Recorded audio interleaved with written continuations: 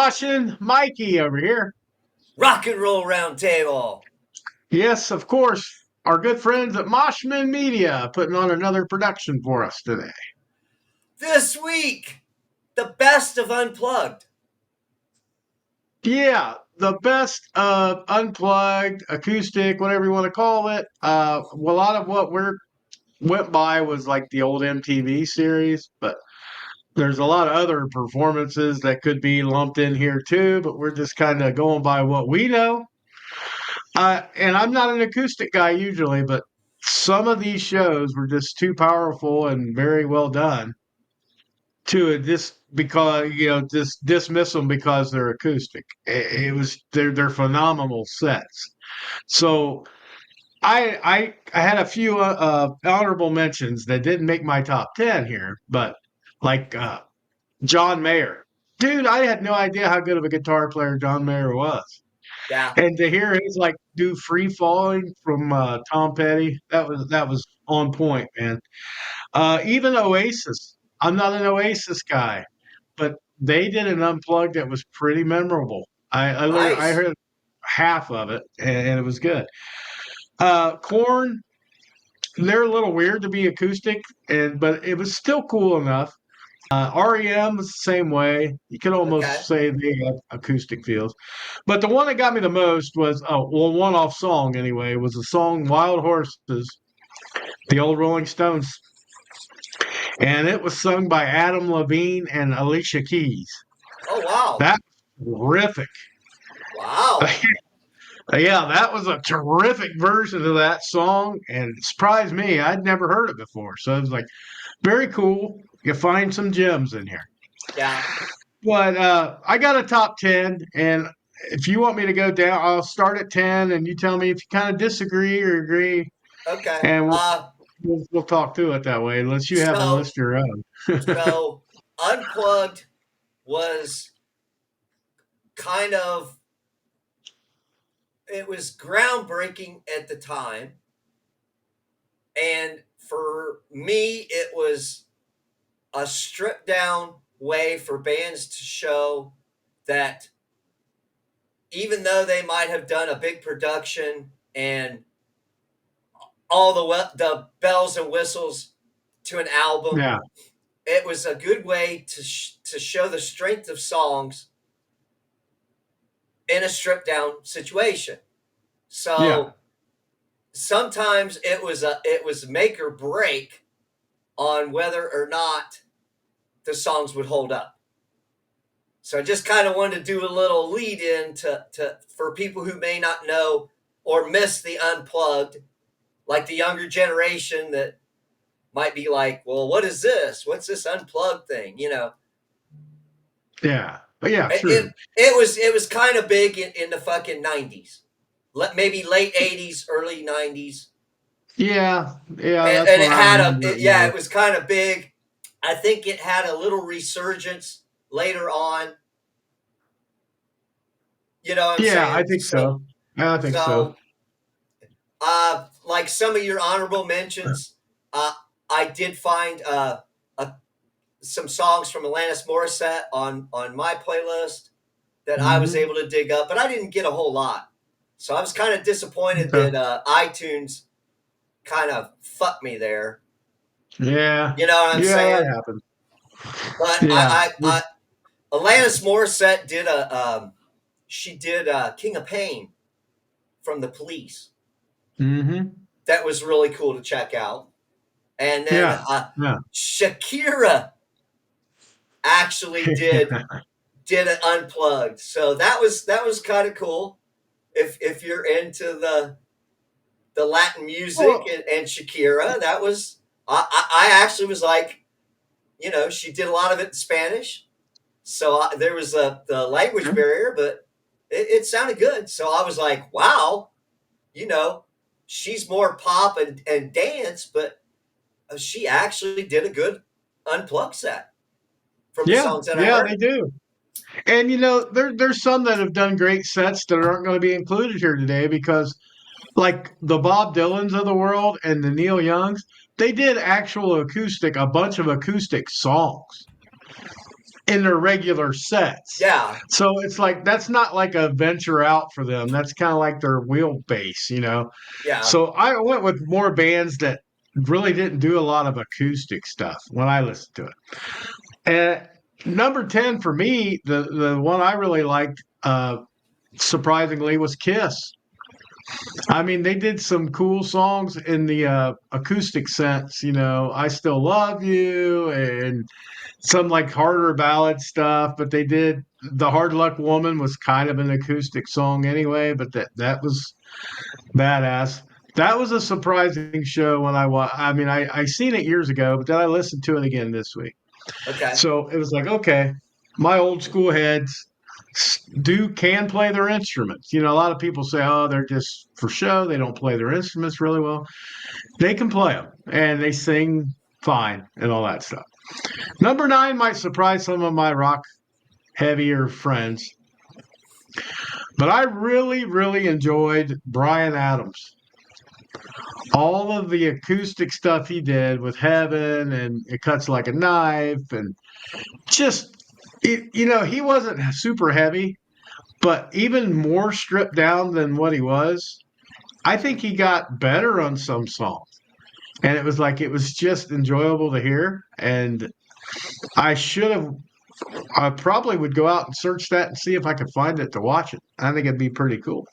Yeah. So, you know, those are my curveballs, I think, for the list. I think the rest of the list you'll probably know and you'll probably agree with most of them. And I really do think most people that watched Unplugged or heard Unplugged, either they're going to agree or they're going to be, you know, they're indie or whatever they are. And the younger people that don't know what Unplugged is, this is a list you should really go check out. I'd Okay. say from 8 up is an essential list for Unplugged, if in Okay. my opinion, my humble opinion. But we'll go with number 8. And this, you know, a grunge dominated time. We're in the early 90s. And I remember this performance because Eddie Vedder did a super controversial thing where he stood up and he was writing on his arm. He made it like political, which is not my that he wrote pro-choice or something. But it Okay. was at the time a big controversial thing. But the rest of that set with Pearl Jam was pretty damn good. I mean, Black acoustic is Yeah. incredible to hear. Even flow acoustic was quite different, you know. But there was so many of the good songs, and Pearl Jam was kind of they were kind of left behind when people think of unplugged grunge. They just, you know, but they did a good set. It was solid. I really enjoyed it. Okay. Now, number 7 for me would be another grunge type band, but way more intense with their unplugged set was Stone Temple Pilots. Okay. Like a Creep, I remember. Creep was the big one on that I remember. The videos showing and Scott Weiland slowing himself down because if you listen to Stone Temple Pilots live, he gets ahead of himself. He's like almost like Vince Neil now. He would like lose his breath a little bit and try to catch up. It would sound not so great when you're in that slow setting like that. He had more pipes than I ever imagined he had. Yeah. But the songs were well constructed, everything was good. So that's one the very good one to fish out if you're looking for Well, acoustic. Plush was really good Yeah. out of that Plush. set. That was really Uh, good. He knocked that out of the park. there was another. What was the other? The one I always like. I can't now. It slipped my mind Cracker Man. away. Interstate Love Song. Oh yeah. Yeah. Interstate Love Song. Yeah, that was a classic too. And those guys are all top notch musicians. They don't get enough recognition. I mean, the DeLeo brothers. I mean, they're that bass player's me. I mean, he's just got stuff going on, man. He's very good, underrated. But it was a fun set to listen to. Few songs I heard this week were like the normal big hits. Now, when I moved to the next one, though, you just touched on it. And I don't think this one got enough love by any means. I think it was one. It's number 6, so it's got to be in the top realm for me. Was the Alanis Morissette stuff? Okay. Just uninvited. I mean, just wow. It super haunting song anyway. Yeah. But when you take it down to the acoustic, you can, and even you ought to know and stuff. You could actually hear her kind of painfully struggle through that. It's like she was into it that much, and her voice. I mean, she's got a mouth like a, it comes open that wide. Yeah, she's got a big mouth. Boy, she can belt it out there. And it was like every song she did on that was gold. And I'm like, man, I had actually forgotten all about that. And Uninvited's probably my favorite, but You Ought to Know was still good. Jagged Little Pill was good. Uh, yeah, just she was intense. She was pretty damn cool. Now number 5, uh, it's Queensryche. Silent Lucidity, the whole thing was the video. The only thing that ever ticked me off about this particular Unplugged was MTV never showed the entire performance.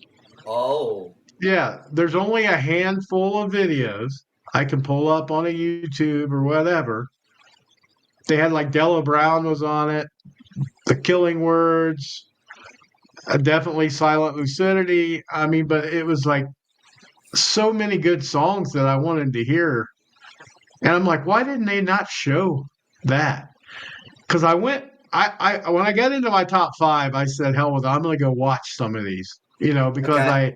I wanted to hear them, but I said, there's a few, the top 5, I'm going to go watch. I should have probably done 6. I would have liked to watch Alanis do hers again. But Queensryche, I can tell you, there's only a handful. There's not like a whole performance that I found yet. Maybe I just didn't look hard enough, but I did see, the ones that were really cool. The Killing Words, man, were that's from Rage, and it was just off the charts good, man. And it's like Jeff Tate does no wrong, but that was it was incredible to see that stripped down to bare nothing. So that was cool. Number 4, I had also forgotten about.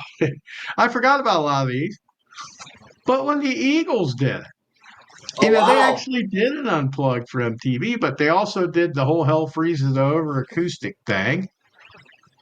And this is where, you got to be an Eagles fan, but just pure talent. The pure talent of these guys, the harmonies, just everything's perfect. Whether they're playing with electrification or not, it doesn't matter. It's so on point. And I think I don't know which one I prefer, the MTV version, which was very cool, or the Hell Freezes Over. It's kind of like, you know, it's a pretty much tie for me.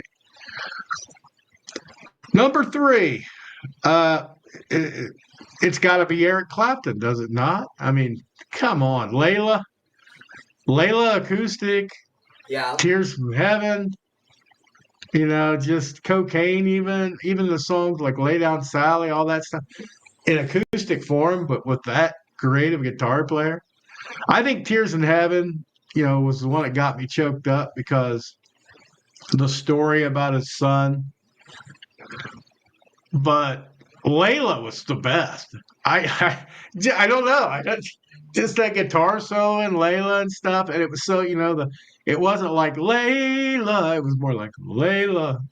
More like a subdued version of the song. It's my favorite Eric Clapton on that. Okay. I mean, Tears in Heaven was a close second, but Layla was an Well, incredible choice. I think the Layla from that unplugged still gets some radio play. It I should, still have heard that version of Layla on the radio. So Yeah, Yeah, what's I think radio? What's radio? yeah. But I think I do actually think I prefer that over over the regular version. I think I really do occur just Eric Clapton by himself, not Derek and the Dominoes. I mean the electric song is cool too. Don't get me wrong, Yeah, and it's still a classic. But man, that acoustic one is it's absolutely hard to beat.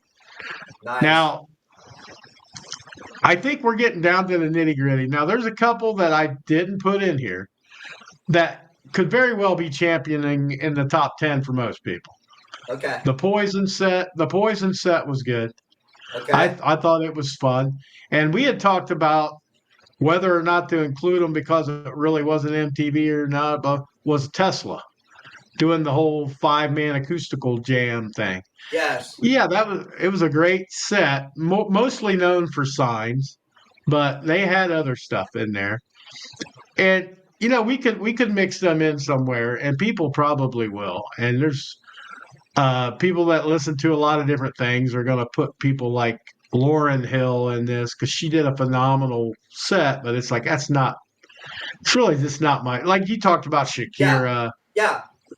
not our It's normal a stuff. neat concept, but you know what I'm Yeah, saying? and Everybody it's kind very of got good. on the bandwagon.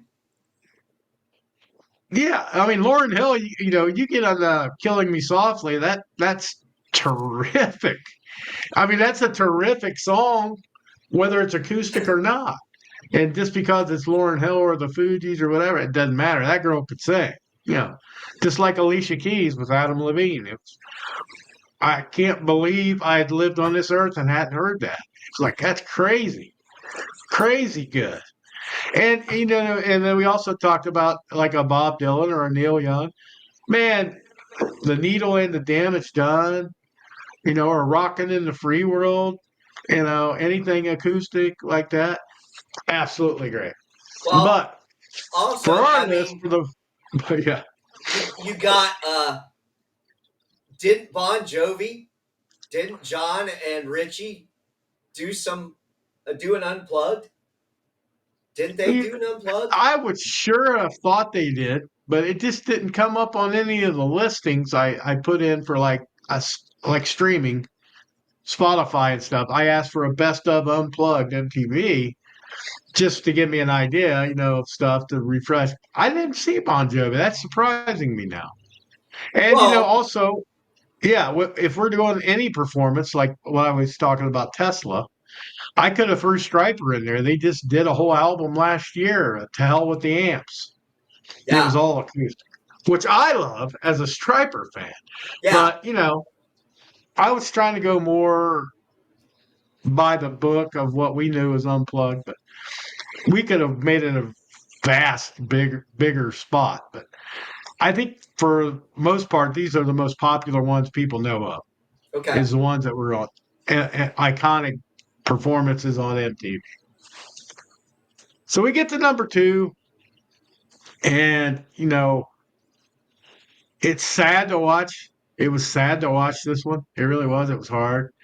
Just because I believe when you watch an Alice in Chains, right?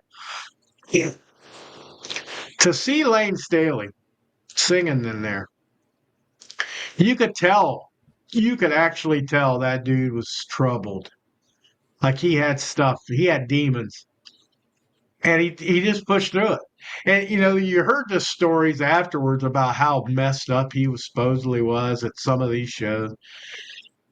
If you can push through like that, that is crazy. It's incredible that you could do. I mean, not don't. I'm not saying go out and get really high and try to sing, but Yeah, if he was messed up on that show, which I don't know, then he was a pure just. He's just a magician. He's a yeah, genius because that was so good, man. The nutshell and down in a hole and oh, I mean, every song was just on spot, man. And it's like I almost get mad watching that show. What could have been with Lane Staley? And the songs for Alice in Chains, they always had an aggressive feel. But then you strip them down and you got Lane with Jerry. That's another combination we don't talk about enough as far Yeah. as harmonies and backing vocals. Insanely good. Just crazy good. And I think it would have been number one, but we all know I think everybody on the planet that's been alive for since the 80s probably. I mean, maybe even a shorter time. If you've ever never seen the Nirvana Unplugged, you're missing just phenomenal. A phenomenal set from yet another band that was angsty and sloppy and just pure piss and adrenaline, all the time. And Kurt with his woe is me lyrics sometimes and painful lyrics, and knowing later after he had passed away all the pain he was actually in physically as well as mentally. He had a lot of physical problems too. But just that set, I mean, I know it had like guest stars come on, like the Meat Puppets, I think, were there for a song. Pat Smear was kind of basically another member at that point, so he was there. Dave was playing drums, which some of them did, some of them didn't. But he was playing with the whiskers, the brushes for all the stuff. But that's where I first noticed, to tell you the truth, how good Dave Grohl was with background vocals. I mean, they'd always been there. You just got caught in the madness, I guess. And then when you heard them stripped down like that, it's like, wow, Dave's a pretty good singer in his own right. Well, yeah, he's still, top of the charts with his own band as the singer now. So, but the covers in this one were a different level. I mean, everybody kind of throws a cover in their set. Atlantis, like you talked about. Korn did Creep by Radiohead in theirs. So it's like everybody kind of free falling John Mayer. And so you always want to just have fun with a cover in your set. Well, Nirvana did more than one. But I'd say the the one I remember the least was "Where Did You Sleep Last Night?" or "Where Did I?" That real like bluesy, just in the sun, that kind of thing. It was still kind of cool because you're hearing like an old blues song reinvented acoustically, and I think, but the man who sold the world, man, it's like good grief. Bowie Yeah. is an iconic genius himself, and for somebody to cover one of his songs and actually do better is a rarity. And I thought, maybe you'll disagree with that. I thought that song was a better Nirvana song. In that one and Lake of Fire, where this two, but man, the man that sold the world, whew, Yeah. great song. The whole set was great, but that song stands out to me, and it's not even a Nirvana song. Yeah. Well, Where Did You Sleep Last Night? That really, he put so much of himself into that song. And Exactly. Yeah. there's people out there that watch our shows that really are huge Nirvana fans, and there's people that watch our shows that are not Nirvana fans at all. Sure. But I would like to say, you watch that performance, watch that song, and you can actually see him put himself into that song. So whether you like his Yeah. vocals or his songwriting, or you think they're slop or they're not, uh, that's one case where you step outside the box and say, look, this is a performance that it really was fucking iconic for Nirvana. I mean, the whole Yeah. set is just. I didn't know a lot of the Meat Puppet songs, Yeah. and didn't know who they were when I saw it, so I was kind of lost on the song, but it sounded good. It's a cool song. Mm-hmm. Yeah. But We overall, that's kind of the crowning achievement from Unplugged. I honestly, to catch that band at that time in their lives and have that, you know what I mean? yeah. Now, So the only thing I'm going to say is I would have put the Kiss performance up a little higher because of what it did for that band after that performance. true. You could. Yeah. Absolutely. Just for Yeah. the fact that after they had the original members come out, they reunited for a tour and an album. Yeah. I mean, yeah. Oh, yeah. And it was a great set. Like I said, it could have definitely gone above. Like it would have come in a solid 5 if I would have really. I'd probably be honest with it.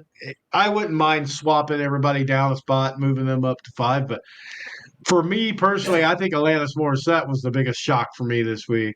It Really? was just Yeah, I forgot how good that was because when you don't sit and listen to popular rock music and you're listening more to the heavier stuff or uh, and you get caught off guard by remembering something like that. And it's wow. It's like, yeah, she is super talented, underrated. She is the Lizzie Hale. I think Lizzie Hale is the Alanis Morissette of today. yeah, Just because I just seen Hailstorm. So it's like, but that'd be a fun collaboration. Those two together would be awesome to see. yeah. So, but, it's a wish list.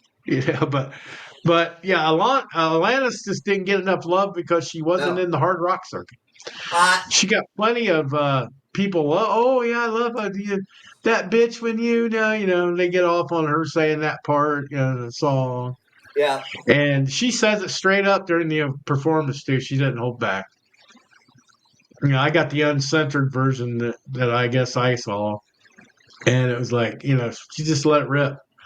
But she's just yeah, she's one of them hidden gems for hard rock people like me and you. But it's like I'll die in my bed saying that's one of the best acoustic performances by a female ever. And she's Nice. the only female I think on the list. Yeah, she's the only one that made the list. Not trying to be sexist. It's just I don't remember a lot of women doing unplugged that Yeah. were like rock music, you know. But I will stand and say Nirvana's best. I mean, people can argue it, but just by album sales and the views it's gotten, the reviews of it when it happened, people like you said can't stand Nirvana, watch that and said, well, maybe Yeah. Well, you swaying know us what a I'm little saying. bit. Yeah. And I forget whether if it's either the number one album sold of an acoustic set or it's Nirvana's number best selling album of all time. I can't Okay. remember which one. Okay. But so it was definitely well appreciated by the masses. Yeah. So if you've never seen that, get to YouTube or order it off Amazon, something, Well, and you got to watch that. It's just if I had another listen to this, it's a lot more set. It really is. And, I'm gonna. and the reason she's not high enough is because I thought the other music was superior from the Okay. get. But her performance is definitely worth a top 6. That's where she's Well, at. So. she was one of my guilty pleasures in the '90s. I really liked that Jagged Little Pill album. I was like, Yeah, she's got some pipes. She's got a lot of talent. So I've always had some love for Alanis Morissette. I'll yeah, yeah. fucking Me say too. it. I admit it. You know, Yeah, I yeah. had I a, do I too. had I a crush on her in the '90s. I was I like, still, I still, yeah, I still think she's hot as hell. I don't care. I don't know what Dave Coulier was thinking. What an idiot! Him and Ryan Reynolds both. What morons! But anyway, I don't want to get off topic. But no, so even if you're not an acoustic person like me, I'm not an acoustic fan for the most part. I enjoy thoroughly watching these handful of performances we talked about today. And I think if you just sit there and appreciate the music, I did it with my headphones on, kick back in a chair, just relax, and it makes a world of difference. Yeah. Uh, yeah. All time favorite song, I'll just throw it out there, is Layla Wow. acoustic. Out of all them combined, it's Layla Eric Clapton. But yeah, that's my 2 cents on this one. Okay. I got you. I did not see the Poison. Now I'm gonna have to go watch the Poison, and I'm glad you did bring up the Tesla because they that 5-man acoustical jam album was really big for them. Yeah. And Oh yeah. Signs was all over the place for a long time. So I'm glad you gave them a little bit of love. That should have, Oh yeah. you know what I'm saying? Yeah, and there's probably, like I said, with Striper, there's a million more acoustic sets out there, but we just went basically on the most populous that we knew, which would be MTV Unplugged for And, the most part. and I may be wrong, but I believe Paramount Plus has the MTV stuff. So I Hmm. believe they still have some of the unplugged shows up. I will research that a little bit better, but I'm pretty sure you can still catch some of that. So I might Yeah, have to or you go. can, I might have to go searching a little bit on Paramount yeah, you can just to get see if I lucky can on dig it. YouTube. You get lucky on YouTube with some of them, but mostly singles. I don't know. There's a whole lot of full shows on there, but you can try it and see. It could be more Yeah, than I think there is. I yeah. found a couple, so Okay. Well, Mikey, I think we can kind of wrap up the unplugged, the best of unplugged. I think your list was pretty good. I had to agree with most of them, except for a couple where we jogged them yeah, around a little yeah, bit. oh yeah, yeah. Like I said, you can plug and play whichever you way. Yeah, it was an interesting week. Calmer week. That's good. I enjoyed that. So yeah, get out and listen to some acoustic, There you unplugged, go. whatever. All right, this is Skeet. Smashing, Mikey. See ya. Peace out.